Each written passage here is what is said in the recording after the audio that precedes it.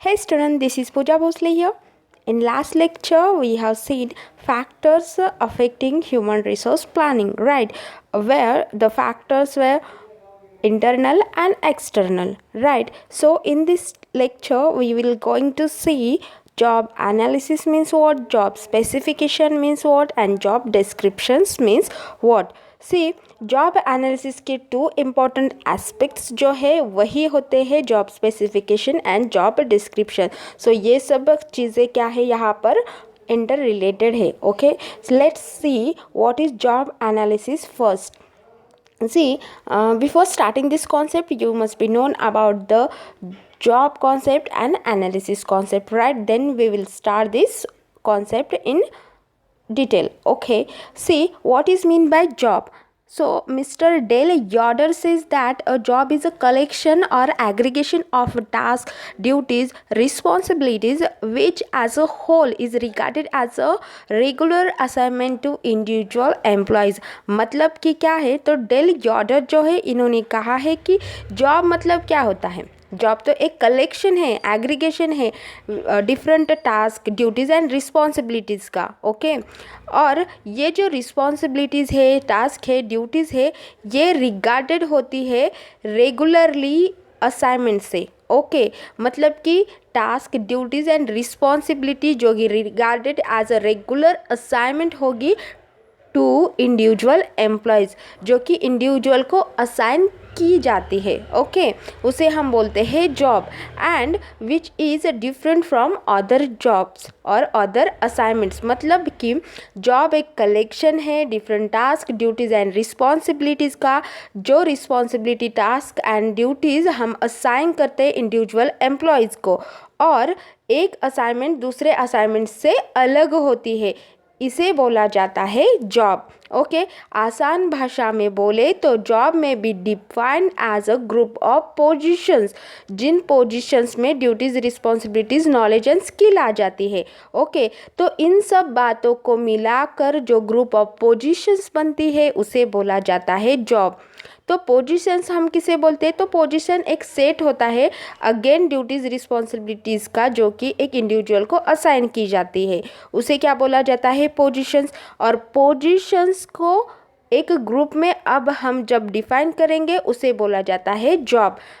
समझ में आया? पोजीशंस मीन्स व्हाट, एक ड्यूटीज़, रिस्पॉन्सिबिलिटीज़ की क्या होती है, एक सेट होती है जिसे हम पोजीशंस बोलते हैं, और उन्हीं सेट का, उन्हीं पोजीशंस का जो ग्रुप होता है उसे बोला जाता है जॉब. ये हो गया थ्योरेटिकली, लेकिन हम जानते हैं कि जॉब एक्चुअल में होता क्या है. हम खुद भी एक जॉब करते हैं, so you know about this concept, पर हमें पता होना चाहिए कि एक्चुअल में जॉब किसे बोला जाता है.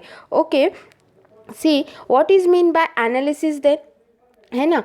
एनालिसिस का एक साफ साफ मतलब यही होता है कि जिसमें हम क्या करते हैं, इन डिटेल किसी भी चीज़ की स्टडी करते हैं, डीप स्टडी करते हैं, उसे बोला जाता है एनालिसिस. कुछ क्वेश्चंस का हमें वहाँ पर आंसर मिल जाता है एक पर्टिकुलर थिंग से रिलेटेड, जो क्वेश्चंस हो गए उसका. ओके, उसे बोला जाता है job analysis. So job analysis means what, तो job analysis means the detail study of a job और इट्स ऑल कंटेंट्स. जो भी कंटेंट्स हमारे जॉब से रिलेटेड होगी, जॉब में इन्वॉल्व होगी, उन सब का इन डिटेल में स्टडी करना मतलब होता है job analysis. And where we can get answer of different question which given below. So देखो, जब आप जॉब एनालिसिस करोगे तो आपको कुछ क्वेश्चंस के आंसर जहाँ वहाँ पर क्या होंगे, मिल जाएंगे, या फिर आप फाइंड आउट करने की कोशिश करोगे. आपके सामने एक पर्टिकुलर जॉब है जिससे रिलेटेड आपको बहुत सारी क्वेश्चंस है, उसका जब आपको आंसर चाहिए होता है तो आप उस जॉब की क्या स्टार्ट करते हो, स्टडी करना स्टार्ट करते हो. मतलब क्या होता है कि जब आप उस जॉब के लिए रिलेटेड जो क्वेश्चंस आपके मन में हैं उनका आंसर ढूंढने की कोशिश करते हो, उसका आंसर सर्च करते हो, तब आप उस जॉब का एनालिसिस करना स्टार्ट करते हो. ये एक बात होती है जो कि क्लियर होनी चाहिए. तो यहाँ पर कुछ हमने क्वेश्चंस दिए हुए हैं फॉर एग्जांपल, ताकि आपको समझ में आ जाए कि जॉब एनालिसिस में हम इन डिटेल में करते क्या हैं.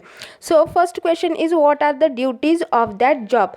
तो उस जॉब की ड्यूटीज़ क्या होती है, है ना। जब आपको जॉब एनालिसिस करना होता है तो आप इन सारी क्वेश्चंस के आंसर फाइंड आउट करने की क्या करोगे, कोशिश करोगे।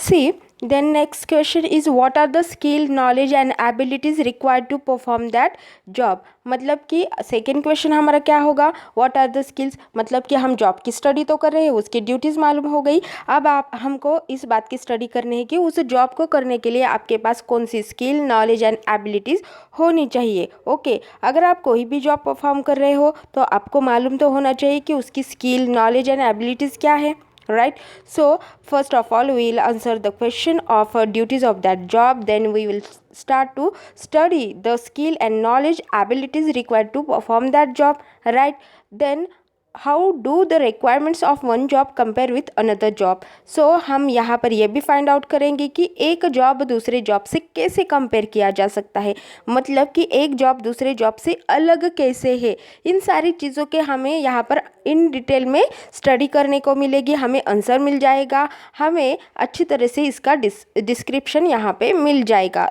उसे बोला जाता है जॉब एनालिसिस करना, डिफरेंट क्वेश्चंस आस्क करना, डिफरेंट क्वेश्चंस के आंसर्स यहाँ पर गेन करने की कोशिश करना, मतलब कि एक पर्टिकुलर थिंग की, उस जॉब की एनालिसिस करना होता है। See here is the definition of a job analysis. The first definition is given by mister Johns and DeCotiis. So Mr. Johns and Dichotis says that a job is a process of getting information about jobs। Clear है, मतलब कि job analysis एक process है जहाँ से हम job से related बहुत सारी इंफॉर्मेशन गेट करने की कोशिश करेंगे, मिलने की कोशिश करेंगे, फाइंड आउट करने की कोशिश करेंगे, सर्च करेंगे। Okay, so specially what the worker does, यहाँ पर कौन कौन सी इंफॉर्मेशन हम यहाँ पर गेट करने की कोशिश करें। देखो, व्हाट द वर्कर डज, वहाँ पर वर्कर क्या कर रहा है, how he gets it done, वो कैसे कर रहा है, वाई ही डज इट, क्यों कर रहा है, स्किल एंड ट्रेनिंग रिक्वायर्ड, उस जॉब को करने के लिए कौन कौन सी स्किल ट्रेनिंग रिक्वायर्ड है, relationship to the other job, उसकी दूसरे जॉबों के साथ कौन सी रिलेशन है, फिजिकल डिमांड्स क्या है या फिर इन्वायरमेंटल कंडीशंस कौन सी होनी चाहिए to do that job. Okay, so इसे बोला जाता है जॉब एनालिसिस। मतलब कि हम इन सारी चीज़ों की यहाँ पर क्या करेंगे,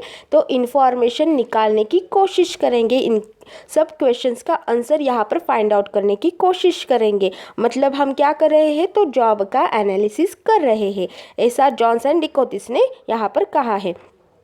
सी the second definition is given by Edwin B Filippo। So what Edwin says, see, job analysis as the process of studying and collecting information relating to the operations and responsibilities of a specific job। Again इन्होंने भी यही कहा है कि ये एक process होते हैं जहाँ पर हम स्टडी करते हैं, इंफॉर्मेशन कलेक्ट करने की कोशिश करते हैं, लेकिन वो रिलेटेड टू व्हाट होगी, operations and responsibilities of a specific job. यहाँ पर स्पेसिफिक जॉब क्यों कहा है, जिसकी हम स्टडी कर रहे हैं, उसी जॉब का यहाँ पर हम क्या लेने की कोशिश करेंगे, इंफॉर्मेशन लेने की कोशिश करेंगे। The immediate product of this analysis are job description and job specification. See अभी हमने बताया था आपको कि जॉब एनालिसिस के एस्पेक्ट क्या होते हैं, या फिर जब आप एनालिसिस करोगे एक पर्टिकुलर जॉब की, तब आपको दो वहाँ पर एस्पेक्ट्स मिलेंगे। फर्स्ट होगा आपका डिस्क्रिप्शन, दूसरा होगा स्पेसिफिकेशन। जॉब का आपको डिस्क्रिप्शन भी मिल जाएगा और स्पेसिफिकेशंस भी मिल जाएंगे जब आप उस जॉब का एनालिसिस करोगे। तो ये डेफिनेशन गिवन की है मिस्टर एडविन बी फिलिपो इन्होंने।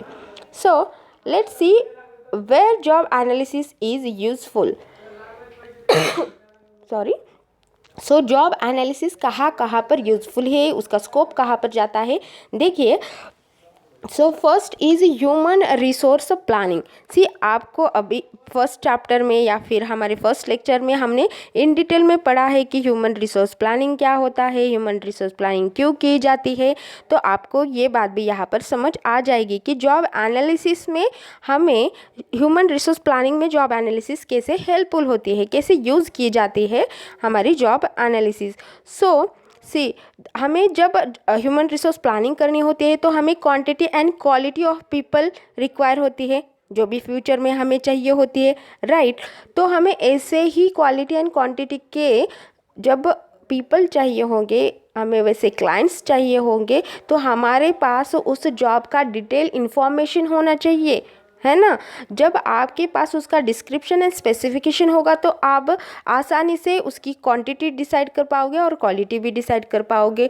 How many and what type of people will be required depends on the jobs to be staffed, right. जो भी जॉब आप वहाँ पर स्टाफ कर रहे हो उसी के हिसाब से आप डिमांड करोगे पीपल की। अगर आपको वो जॉब इन डिटेल में पता होगा, उसकी इन्फॉर्मेशन आपके पास होगी, उसकी रिक्वायरमेंट्स आपके पास होगी, तो आप उसके लिए पीपल भी आसानी से सर्च कर पाओगे। लेकिन पहले आपके पास क्या होना चाहिए, उसकी इन डिटेल इन्फॉर्मेशन होनी चाहिए, और वो इन्फॉर्मेशन आपको जॉब एनालिसिस से ही प्रोवाइड करता है। इसीलिए ह्यूमन रिसोर्स प्लानिंग में जॉब एनालिसिस बहुत ही ज़्यादा यूज़फुल होता है। See, second one is a recruitment and selection. So recruitment क्या होता है या सिलेक्शन क्या होता है? तो recruitment succeed job analysis, right, ये तो आपको पता है। Basically the goal of the human resource planning is to match the right people with the right job, right. मतलब कि राइट पीपल राइट जॉब को मैच करना मतलब ही हमारा ह्यूमन रिसोर्स प्लानिंग होता है। This is possible only after having adequate information about that job that need to be staffed. It is job analysis that provides job information, right? तो आसानी से आप वहाँ पर क्या कर पाओगे, रिक्रूटमेंट कर पाओगे या फिर सिलेक्शन भी कर पाओगे, है ना। अगर आपके पास जॉब की एनालिसिस होगी, मतलब कि आपको पता है कि वो जॉब की रिक्वायरमेंट्स क्या है, उसके लिए ड्यूटीज़ कौन कौन सी है। अगर वहाँ पर एक व्यक्ति जॉब करेगा, उसकी रिस्पॉन्सिबिलिटीज़ एंड उसकी ड्यूटीज़ क्या होगी आपको पता है। उसी के साथ आपको ये भी पता होगा कि उसके लिए स्किल कौन कौन सी चाहिए, वो जॉब परफॉर्म करने के लिए नॉलेज कितना चाहिए। तो ये बातें आपको पता हो जाएगी तो आप वहाँ पर रिक्रूटमेंट भी कर सकते हो या फिर पीपल का सिलेक्शन भी कर सकते हो। तो जॉब एनालिसिस हमें रिक्रूटमेंट एंड सिलेक्शन भी में भी हेल्प करती है। Then training and development. See, job analysis by providing information about what a job entails, that is knowledge, skill and required to perform a job, right, enables the management to design the training and development programs to acquire these job requirements, है ना।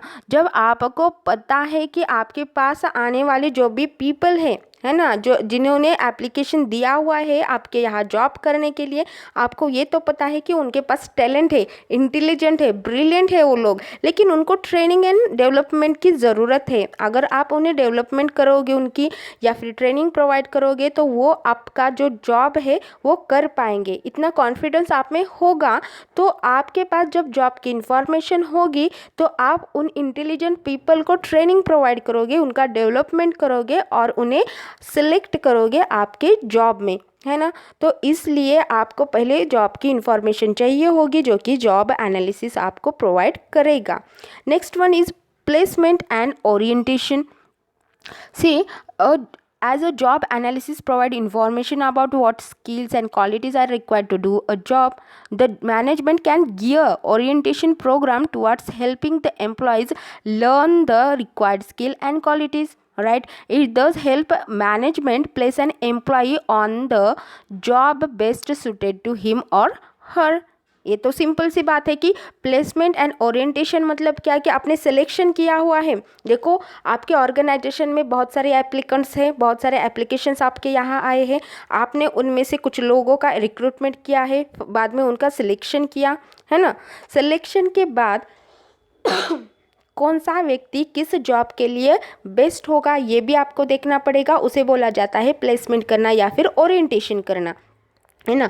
मतलब कि totally आपने देखा कि आपके पास आए हुए क्लाइंट्स जो है, आपके पास आए हुए एप्लीकेंट्स जो है, उनके पास इंटेलिजेंस है, उनके पास बहुत ही ज़्यादा वो ब्रिलियंट है, बहुत ही ज़्यादा उनके पास टैलेंट है। ये बात आपको पता चल गई, आपने उन्हें सेलेक्ट भी किया, लेकिन आपके पास है A B and C type के 3 जॉब्स। तो आपको प्लेसमेंट में करना होता है कि उन पूरे मॉब में से कौन सा वाला ए के लिए बेस्ट होगा, बी के लिए बेस्ट होगा, सी के लिए बेस्ट होगा, उसे बोला जाता है प्लेसमेंट करना या फिर ओरिएंटेशन करना। Then job evaluation, C as mentioned earlier also, job evaluation refers to determination of a relative worth of different job। Worth क्या है उस जॉब की, उसका डिटर्मिनेशन करना मतलब क्या होता है, जॉब का इवैल्यूएशन करना। It does helps in developing appropriate wage and salary structure.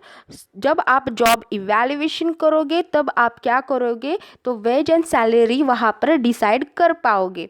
Okay, appraisal और इवैल्यूएशन अलग क्यों होता है, जब आप जॉब का इवैल्यूएशन करोगे तब आप उस जॉब के लिए कितना वेज और कितना सैलरी हमें यहाँ पर डिसाइड करना है, ये आप वहाँ पर सोच पाओगे, उसे बोला जाता है जॉब का इवैल्यूएशन करना। राइट, आपके पास डेफिनेट इन्फॉर्मेशन होगी उस जॉब की, तो आप वहाँ पर सोच पाओगे कि ये जॉब बहुत ही ज़्यादा क्रिटिकल है, बहुत ही ज़्यादा यहाँ पर कॉम्प्लेक्स है, तो इसे ज़्यादा सैलरी वेजेस होने चाहिए। ये जॉब है यहाँ पर ब्रेन का यूज़ नहीं होता, सिर्फ यहाँ पर फिजिकल एफर्ट्स की ज़रूरत होती है, तो इसके लिए इतने वेजेस चाहिए। ये सब बातें हम कब डिसाइड करेंगे, जब हमारे पास इंफॉर्मेशन होगी रिलेटेड टू दैट जॉब। तो जॉब इवैल्यूएशन करने में भी हमारे लिए जॉब एनालिसिस बहुत ही हेल्पफुल होता है। Next one is a performance appraisal. See, performance appraisal means what? Performance appraisals involve comparing the actual performance of an employee with the standard one.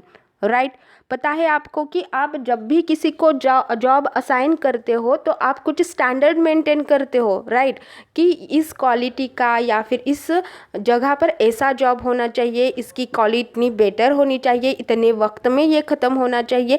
ये सब बातें हम कुछ तो डिसाइड करते हैं, टाइम डिसाइड करते हैं, क्वालिटी डिसाइड करते हैं, राइट। और बाद में क्या करेंगे, हम जो भी जॉब परफॉर्म किया गया है एम्प्लॉय से, उस परफॉर्म किए हुए जॉब को हमारे स्टैंडर्ड से मैच करते हैं, उसे बोला जाता है जॉब का या फिर परफॉर्मेंस का अप्राइजल करना। सच अप्राइजल और assignment serve as a basis for awarding promotions, effecting transfer, assessing training needs, इन सब बातों के लिए बहुत ही ज़्यादा ज़रूरी होता है। अगर उन्हें लगा कि आपका परफॉर्मेंस बेटर है, आपका परफॉर्मेंस बहुत ही एक्सलेंट है, तो वो आपका प्रमोशंस करेंगे या फिर आपका ट्रांसफ़र करेंगे। अगर उन्हें लगा कि आपका परफॉर्मेंस बहुत ही वीक है तो वो आपको ट्रेनिंग प्रोवाइड करेंगे, राइट। सो ये कब पॉसिबल होगा, जब आपके पास उतना स्टैंडर्ड मेंटेन किया हुआ होगा, है ना। First of all you have to determine the standard of that job, है ना। अगर आप उस जॉब के स्टैंडर्ड डिटरमाइन करोगे तो बाद में उसका इवैल्यूएशन कर पाओगे या फिर उसका कंपैरिजन कर पाओगे, एंड देन आपको उसका अप्राइजल मिलेगा, राइट। तो परफॉर्मेंस का अप्राइजल चाहिए तो आपको पहले जॉब एनालिसिस करना पड़ेगा, बाद में आप कंपैरिजन कर पाओगे। सो परफॉर्मेंस अप्राइजल के लिए जॉब एनालिसिस बहुत ही यूजफुल होता है। Next one is personal information. So personal information के लिए देखो कैसे हेल्पफुल होता है। Increasing number of organisations maintain computerised information about their employees. कौन सा भी ऑर्गेनाइजेशन होगा जहाँ पर इंक्रीजिंग नंबर्स होते हैं, वहाँ पे सब जो इन्फॉर्मेशन होती है वो कंप्यूटराइज बेस पे होती है। This is popularly known as a human resource information system. सबको पता है HRIS। आगे के सिलेबस में आपको बहुत ही इन डिटेल में ये सब चीज़ें स्टडी करने को मिलेगी। बस यहाँ पर ये याद करो कि आप ये कंप्यूटराइज्ड इंफॉर्मेशन हम यहाँ पर मेंटेन करके रखते हैं, उसे बोला जाता है ह्यूमन रिसोर्स इंफॉर्मेशन सिस्टम, जहाँ पे सिस्टमैटिक तरीके से हम ये इन्फॉर्मेशन यहाँ पर क्या करते हैं, तो मेंटेन करके रखते हैं। एज डिस्कस्ड ब्रीफली, है ना। So HRIS is useful as it helps improve administrative efficiency and provides decision supports. तो मैनेजमेंट के लिए बहुत ही अच्छा सपोर्ट यहाँ पर प्रोवाइड किया जाता है। Information relating to human resources work in the organization are provided by job analysis only. तो ये सारी इंफॉर्मेशन बस हमें जॉब एनालिसिस ही प्रोवाइड कर पाती है रिलेटिंग टू ह्यूमन रिसोर्सेज, है ना। इसके लिए जब हमें पर्सनल इंफॉर्मेशन चाहिए होती है तो आपको जॉब एनालिसिस बहुत ज़्यादा हेल्प करती है। Last one is health and safety. तो देखो job analysis health and safety में कैसे हेल्प करती है हमको। तो job analysis helps in identify and uncovering hazardous condition and unhealthy environmental factors such as heat होती है, नॉइज, फ्यूम्स, डस्ट एट्सेट्रा। इन सब बातों के लिए हमें क्या करती है वहाँ पर वार्न करती है, हमें बताती है, इंफॉर्मेशन वहाँ पर प्रोवाइड करती है, आइडेंटिफाई करती है बहुत सारी हैजार्डस को वहाँ पर। Thus facilitates management to take corrective measures to minimize and avoid the possibility of accidents causing human injuries. So ये job analysis हमें provide करती है information related to that job। इस जॉब में बहुत सारी प्रॉब्लम होती है, इसकी वजह से हमारे जो ह्यूमन रिसोर्सेज है उनको भी प्रॉब्लम हो सकती है। तो ये डिटेल में इंफॉर्मेशन हमें जॉब एनालिसिस से ही मिलती है ना। तो जब आप जॉब एनालिसिस करोगे तो आपको पता चल जाएगा कि क्या हैजार्डस कंडीशंस हो सकती है इस जॉब में, और उसके लिए आप करेक्टिव मेजर्स वहाँ पे करेक्टिव स्टेप्स ले सकते हो। सो इन सारी जगहों पे हमारे लिए जॉब एनालिसिस बहुत ही ज़्यादा हेल्पफुल होती है। तो ये सारी चीज़ें रिलेटेड टू जॉब एनालिसिस है। तो देखो ये लेक्चर बहुत लंबी जाएगी, इसलिए हम इसे डिवाइड करेंगे अनदर पार्ट में। So thanks for watching this part. In next part we will see the process of job analysis.